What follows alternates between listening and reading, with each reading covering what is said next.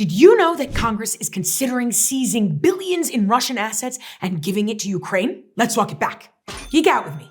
In February 2022, after Russia invaded Ukraine, the US and international partners prohibited anyone from engaging in transactions with the Central Bank of Russia, which together ended up freezing about $300 billion worth of Russian foreign exchange reserves. About $67 billion of that is in US dollars. Foreign exchange reserves are central banks' assets that are held in securities and deposits in foreign currencies. And many countries like to buy US dollars because the dollar is stable and commonly used. In fact, the US Treasury market is the largest and most liquid in the world.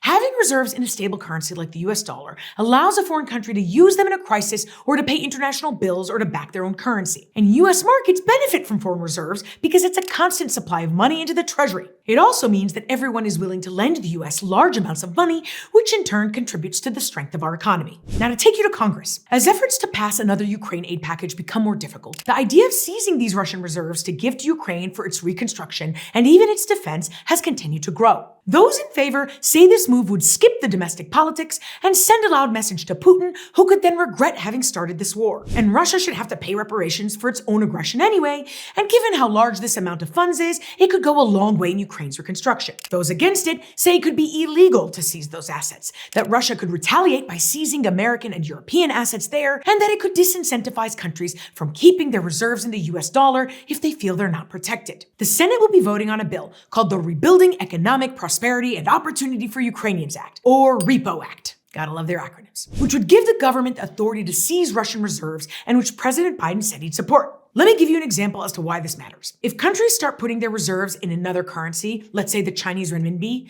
then that would make borrowing money more expensive, which undermines our economy in general, and it would make our sanctions less powerful because everyone would be using another currency. I asked you all if you were in favor of giving Russian assets to Ukraine, and 75% of you said yes. And I think the bottom line is that of course these funds should go to Ukraine, but it doesn't make it any less risky because the long-term effects are so uncertain.